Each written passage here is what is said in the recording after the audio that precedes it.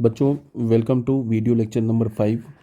इसमें जो हमारा टॉपिक है वो है formation of differential equation. Differential equation को हम फॉर्म कैसे करेंगे। अब इसका मतलब क्या है?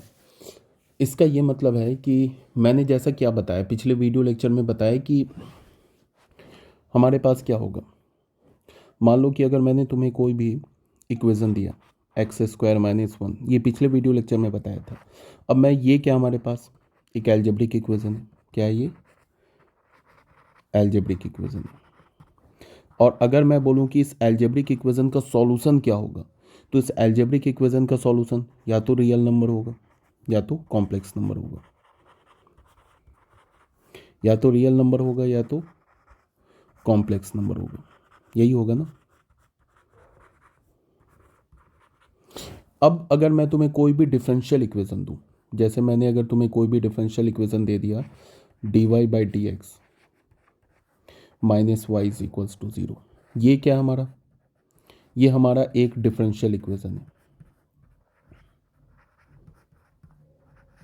मैं ये बता रहा हूँ कि इस टॉपिक में हम करने क्या जा रहे हैं। ये हमारा डिफरेंशियल इक्वेशन है, ठीक है। और एक मैंने तुम्हें फंक्शन दे दिया।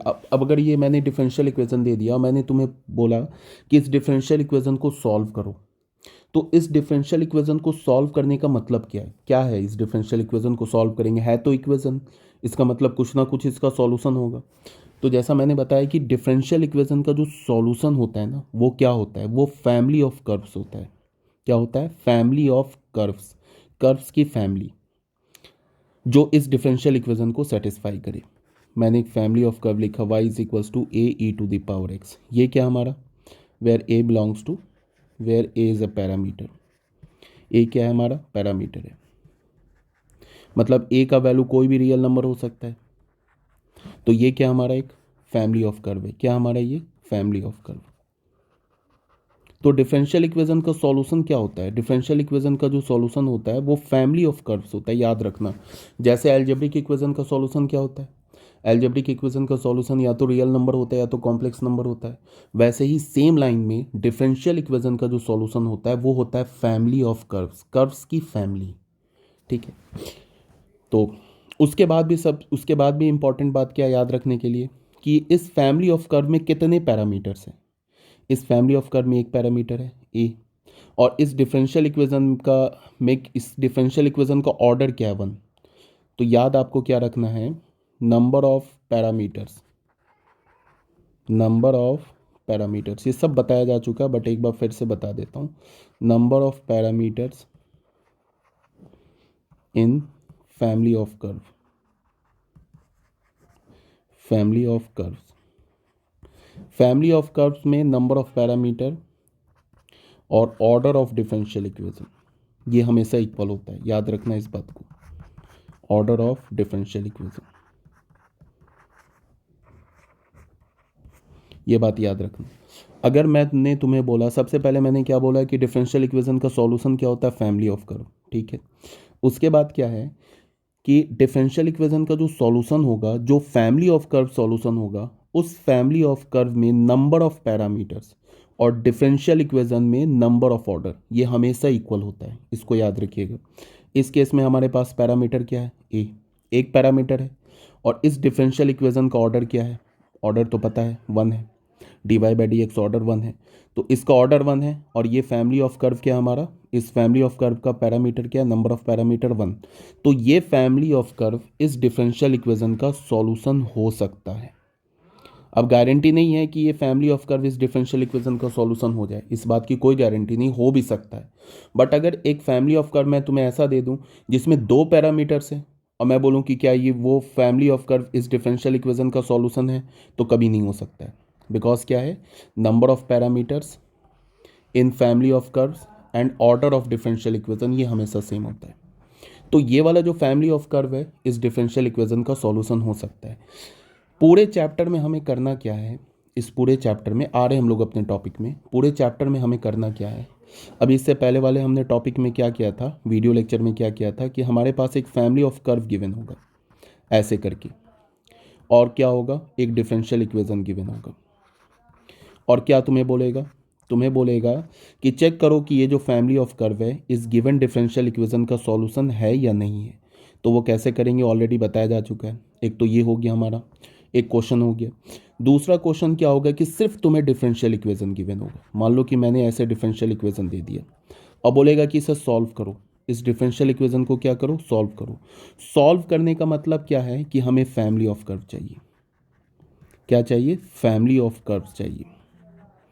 कर्व्स की फैमिली चाहिए जो इस गिवन डिफरेंशियल इक्वेशन को, ये जो गिवन डिफरेंशियल इक्वेशन है इसको सेटिस्फाई करे, वो फैमिली ऑफ कर्व चाहिए। इसका ये मतलब है। दो ही टाइप के क्वेश्चन होंगे। एक क्या होगा कि फैमिली ऑफ कर्व गिवन होगा, डिफरेंशियल इक्वेशन गिवन होगा, और बोलेगा कि वेरीफाई करो whether this family of curve is the solution of this differential equation. ये तो हो गया एक टाइप का क्वेश्चन। दूसरा टाइप का क्वेश्चन क्या होगा कि एक डिफरेंशियल इक्वेशन गिवन होगा और बोलेगा उसे सॉल्व करो। सॉल्व करने का मतलब है इस डिफरेंशियल इक्वेशन के कॉरस्पॉन्डिंग हमें फैमिली ऑफ कर्व चाहिए। यही दो है, ठीक है। ये इस टाइप वाला जो क्वेश्चन है, इसी को सॉल्व करते करते हमारा क्या हो गया, चैप्टर कंप्लीट हो जाएगा। ये तो हो गई पहली बात। दूसरी बात क्या कि जो भी डिफरेंशियल इक्वेशन तुम्हें सॉल्व करने के लिए दिया जाएगा इस पूरे 11th 12th में के जो हमारे सिलेबस में है, वो क्या होगा, फर्स्ट डिग्री फर्स्ट ऑर्डर का। First degree and first order, याद रखिएगा, and first order. First degree first order का ही डिफरेंशियल इक्वेशन आपको सॉल्व करने के लिए दिया जाएगा। अगर किसी भी डिफरेंशियल इक्वेशन का ऑर्डर 2 है तो ऐसे डिफरेंशियल इक्वेशन को हम सॉल्व नहीं करेंगे, हमारे सिलेबस से बाहर है। अगर किसी भी डिफरेंशियल इक्वेशन का डिग्री 2 है तो भी हम उसे सॉल्व नहीं करेंगे, वो हमारे सिलेबस से बाहर है। तो जो भी डिफरेंशियल इक्वेशन दिया जाएगा वो फर्स्ट डिग्री का भी होगा एंड फर्स्ट ऑर्डर का भी होगा, ठीक है। फर्स्ट डिग्री फर्स्ट ऑर्डर के डिफरेंशियल इक्वेशन तीन टाइप्स के होते हैं। एक तो हो गया variable separable form, variable separable form आ रहे भी हम लोग अपने टॉपिक में, वेरिएबल सेपरेबल फॉर्म। दूसरा क्या होगा हम लोग का, होगा होमोजीनियस फॉर्म, होमोजीनियस फॉर्म। और तीसरा क्या होगा हमारे पास, लीनियर फॉर्म। ये तीनों फॉर्म का जो डिफरेंशियल इक्वेशन होगा ये फर्स्ट ऑर्डर फर्स्ट डिग्री का होगा और बोलेगा कि सॉल्व करो।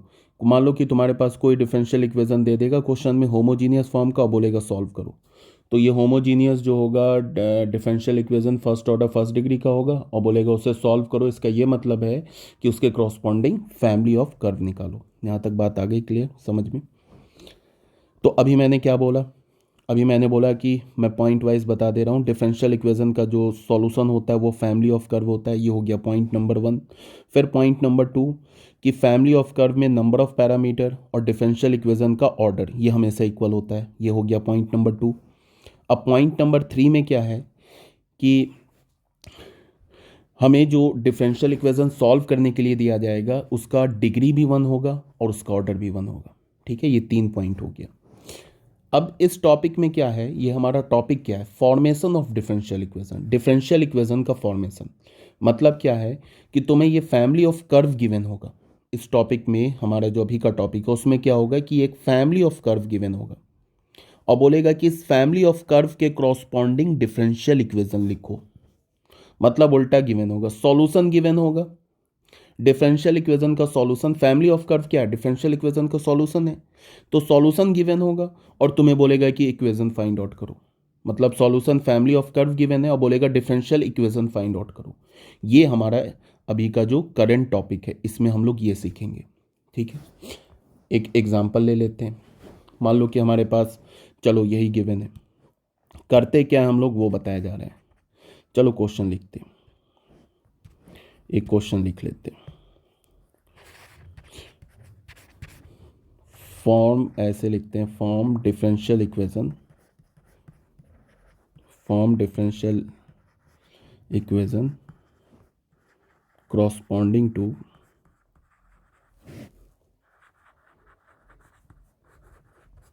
to the family of curve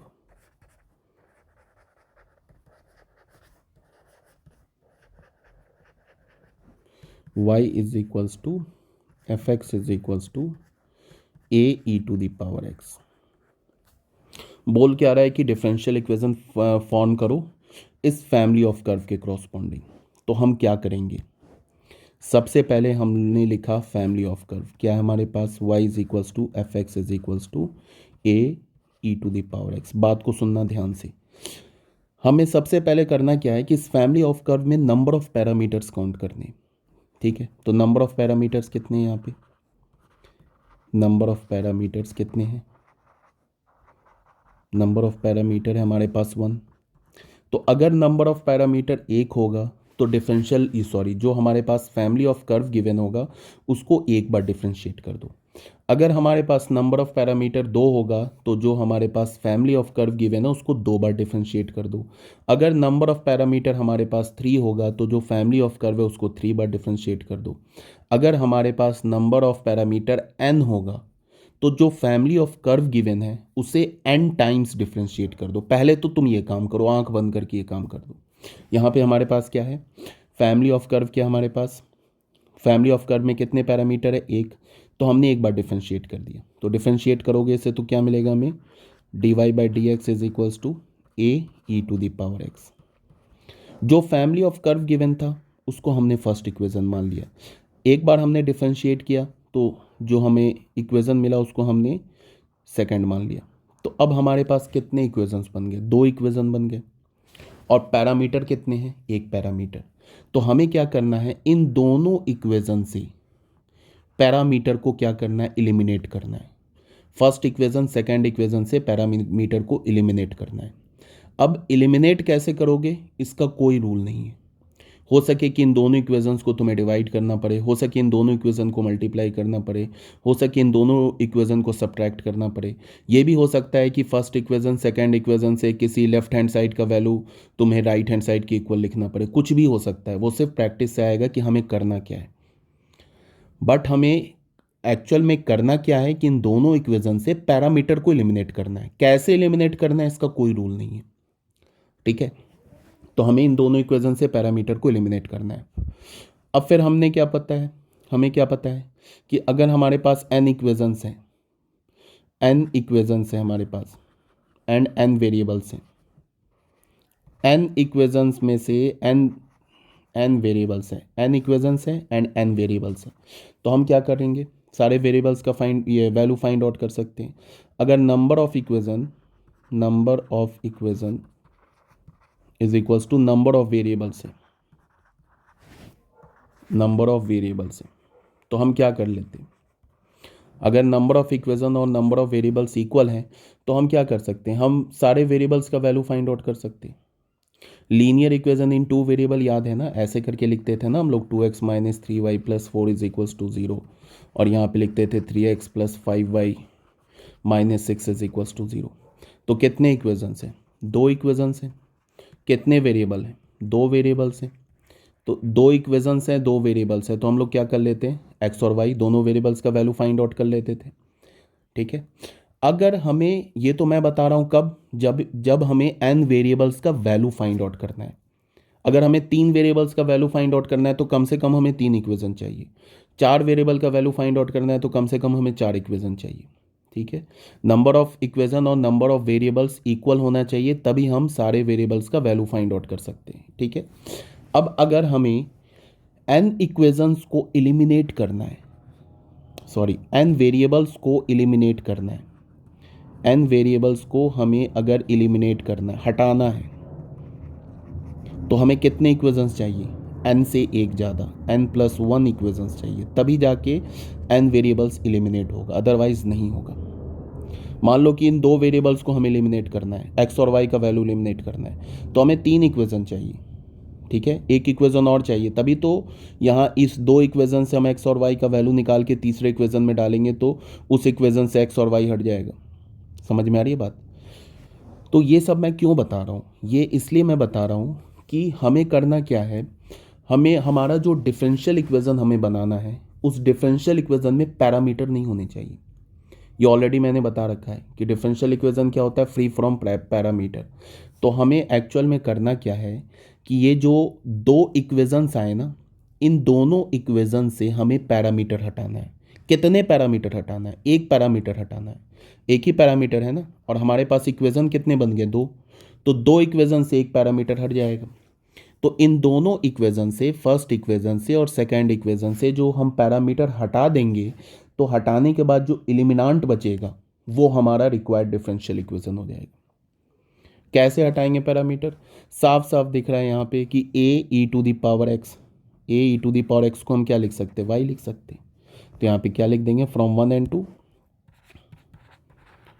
from equation 1 and 2 हमें क्या मिलेगा?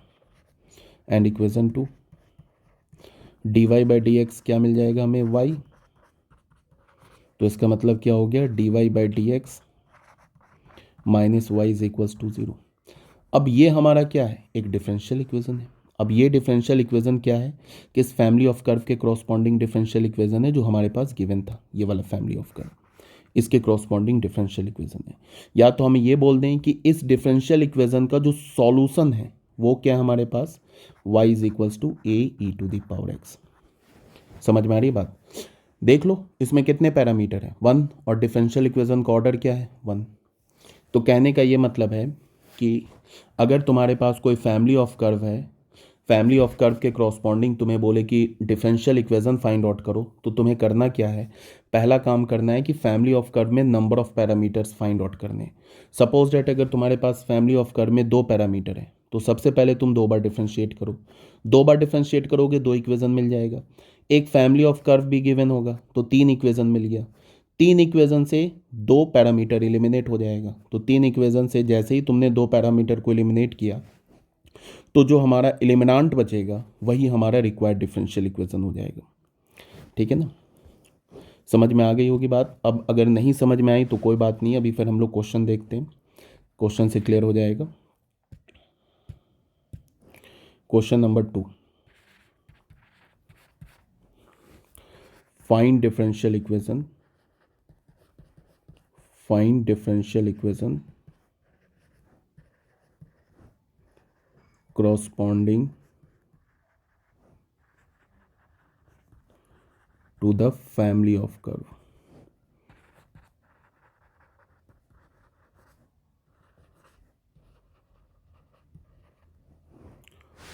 मान लो हमने ये ले लिया y is equals to A cos X, A cos X नहीं लिया हमने, ए कॉस 2x लिया प्लस b साइन 2x ले लिया। ये हमने फैमिली ऑफ कर्व ले लिया। अब मैं बोल रहा हूँ कि इस फैमिली ऑफ कर्व के क्रॉसपॉन्डिंग डिफरेंशियल इक्वेशन लिखो।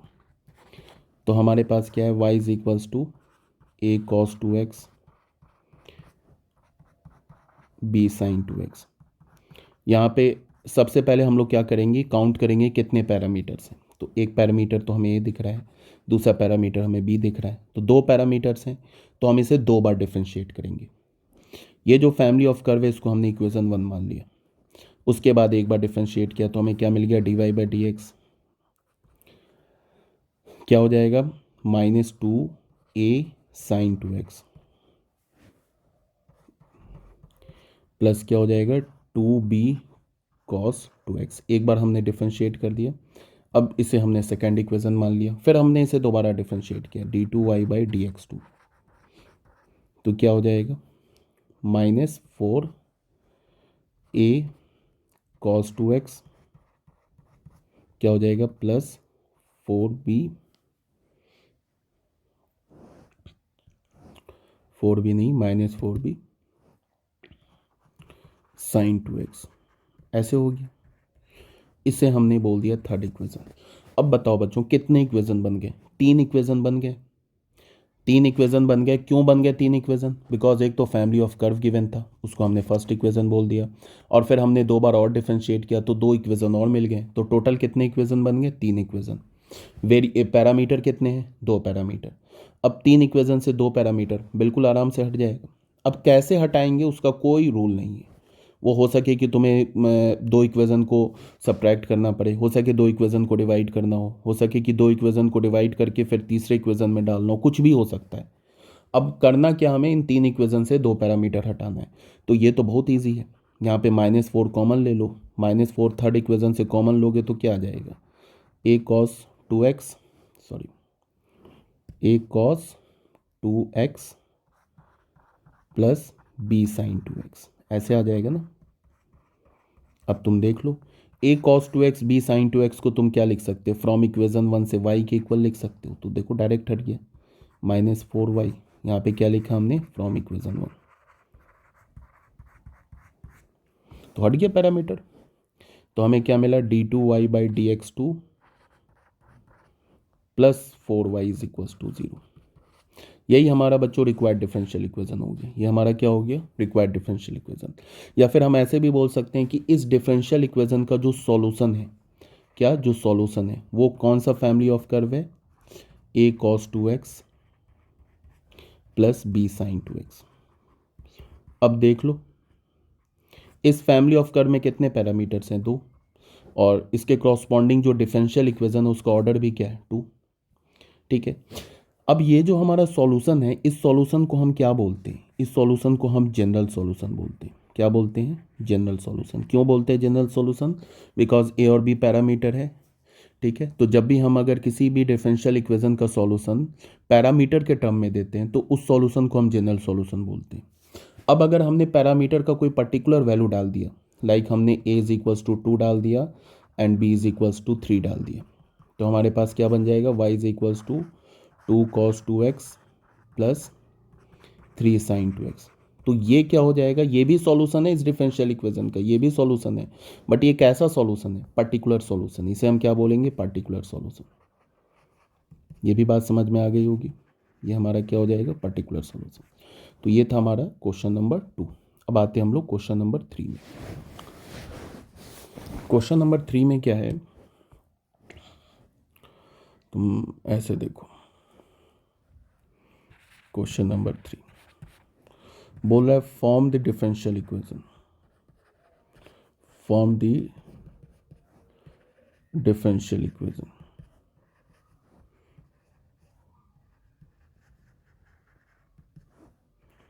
of the family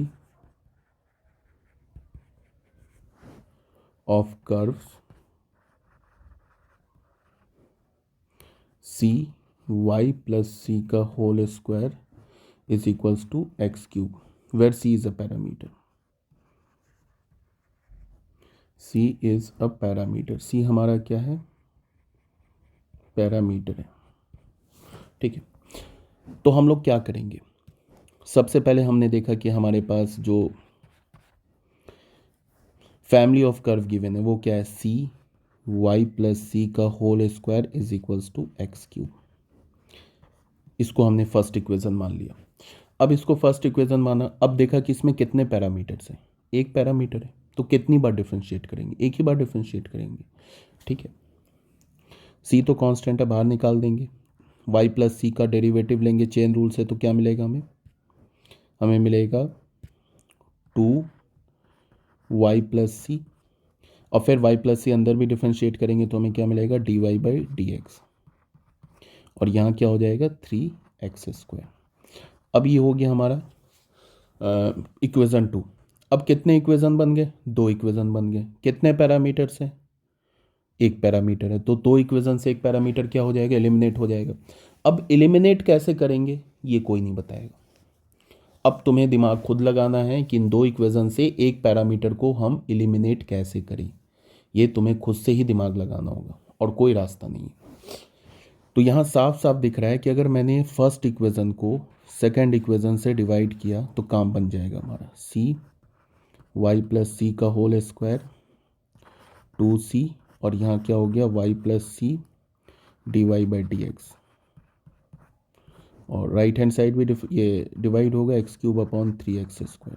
सिर्फ हमें पैरामीटर हटाना है, ये c और ये c कैंसिल हो गया, और ये 2 कैंसिल हो गया, तो हमारे पास क्या बचा, हमारे पास बचा y plus C upon 2 into dy/dx is equals to x³। यहाँ भी कैंसिल क्या हो जाएगा, तो यहाँ क्या बचेगा x/3, ऐसे बच गया ना। अब यहाँ से हमें y प्लस सी का वैल्यू क्या मिलेगा, y प्लस सी का वैल्यू मिलेगा 2/3 x इंटू dy/dx। तो यहाँ से हमने c का वैल्यू निकाल लिया, c का वैल्यू क्या हो गया 2x/3 D Y by D x minus Y. ठीक है ना, हमने सी का जो हमारा पैरामीटर है ना, उस सी का हमने वैल्यू डाल दिया, निकाल लिया। अब क्या करें हम लोग, कोई दिक्कत नहीं है, सी का वैल्यू आ गया यहाँ पे। अब ये जो इक्वेशन 1 दिख रहा है ना, इक्वेशन 1, इसमें हमने ये सी का वैल्यू डाल दिया। अब यहाँ पे सी का वैल्यू डालोगे तो ऑब्वियस सी बात है, क्या हो जाएगा, पैरामीटर एलिमिनेट हो जाएगा, सी एलिमिनेट हो जाएगा। और जैसे ही सी एलिमिनेट हुआ तो हमारा डिफरेंशियल इक्वेशन आ जाएगा। तो यहाँ पे क्या है, from equation 1 C y plus C का होल स्क्वायर, फ्रॉम इक्वेशन 1 में आ गए। 1 क्या है हमारा, सी वाई प्लस सी का whole square is equals to x cube. C का वैल्यू हमने क्या निकाला है, सी का वैल्यू हमने निकाला है 2x/3। और जैसा मैंने बोला कि डिफरेंशियल इक्वेशन जो होता है ना, ये कैलकुलेशन इंटेंसिव क्वेश्चन होता है, इसमें कुछ नहीं किया जा सकता है। सी का वैल्यू क्या है, 2x/3 D Y by D x minus y का whole square is equals to x cube. तो यहाँ से क्या हो गया, 2x/3 D Y by D x minus Y, और ये y कैंसिल हो गया। तो ये क्या हो गया यहाँ पे, 4x²/9 into d Y by D x का whole square is equals to x cube. ऐसा हो गया ना, ठीक है। तो बस हो गया, हमारा डिफरेंशियल इक्वेशन आ गया। चाहो तो तुम थोड़ा बहुत सिंप्लीफाई भी कर सकते हो, चाहो तो इसको तुम सिंप्लीफाई भी कर सकते हो। यहाँ कैसे सिंप्लीफाई होगा, यहाँ से ये x² और यहाँ से ये क्यूब कैंसिल हो जाएगा। तो हमारे पास क्या बचेगा, 2x/3 D Y by D x minus Y, और ये 4/9 इधर आ जाएगा, और यहाँ पे क्या हो गया, D Y by D x का whole square is equals to x. और चाहो तो और सिंप्लीफाई कर सकते हो, मल्टीप्लाई कर दो, D Y by D X 4/9 D Y by D X whole square से इसको मल्टीप्लाई कर दो, तो ये क्या हो जाएगा, 8/27 x into d Y by D x का whole cube minus 4y/9 into d Y by D x का whole square is equals to x. ये हो जाएगा, ठीक है ना।